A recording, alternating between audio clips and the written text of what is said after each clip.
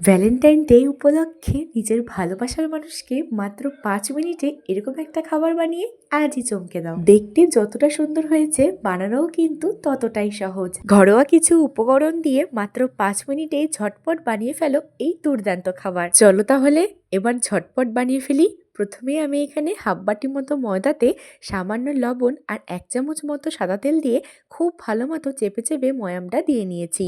ময়াম দিতে দিতে যখন ময়দাটা মুঠি করলে একদম শক্ত হয়ে যাবে আর একটু চাপ দিলেই ঝুরঝুর করে ভেঙে পড়ে যাবে, তখনই বুঝতে হবে পারফেক্ট ময়াম দেওয়া হয়ে গেছে। এবার অল্প অল্প করে জল দিয়ে একটা সেমি সফট ডো তৈরি করে ঢাকা চাপা দিয়ে রেখে দিচ্ছি। এবার ঝটপট আলুর একটা পুর তৈরি করে নেব। তার জন্যই সেদ্ধ করা আলুগুলোকে খুব ভালো মতো চটকে নিয়েছি। তাতে স্বাদ অনুযায়ী লবণ, হলুদ গুঁড়ো, লঙ্কা গুঁড়ো আর একটু গরম মশলা গুঁড়ো দিয়েছি।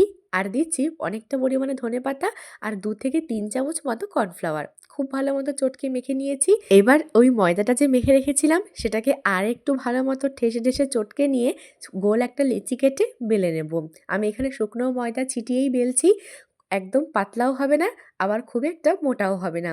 মিডিয়াম ঘনত্বের করে আমি এখানে বেলে নিচ্ছি।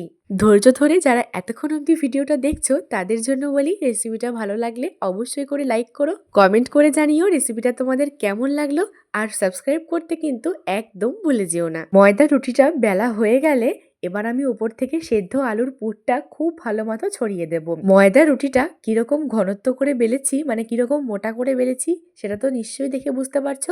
খুব একটা মোটা কিন্তু করবে না, আবার খুব একটা পাতলাও করবে না। দেখো কথা বলতে বলতে আলুর পুরটা আমার স্প্রেড করা হয়ে গেছে।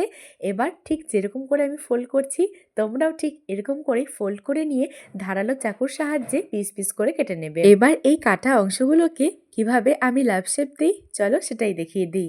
প্রথমে এই অংশগুলোকে হাতে নিয়ে একটু প্রেস করে দিচ্ছি, তারপরে নিচের দিকটা একটু সরু করে দিয়েছি। দেখে তো নিশ্চয়ই বুঝতে পারছো। হাতে যদি লেগে যায় তাহলে হাতে অবশ্যই করে একটু গুঁড়ো ময়দা ছিটিয়ে নিও। এবার এই লাভ বাইটগুলোকে ভেজে নেওয়ার পালা।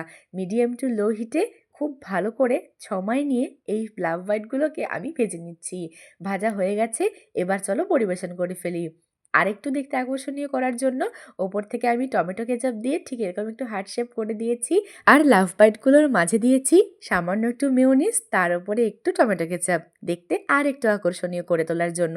দেখতে কেমন হয়েছে জানিও আমাকে কমেন্ট করে, আর কতটা খাস্তা হয়েছে তাও তো নিশ্চয়ই আওয়াজ শুনে বুঝতে পারলে। রেসিপিটা কেমন লাগলো কমেন্ট করে জানাতে ভুলো না, আর কি কি রেসিপি তোমরা এই চ্যানেলে দেখতে চাও সেটাও কমেন্ট করে জানিয়ে যেও। আজকের রেসিপি এই পর্যন্তই। দেখা হচ্ছে নতুন কোনো রেসিপির সাথে নতুন এক পর্বে। ততক্ষণের জন্য ভালো থেকো, সুস্থ থেকো।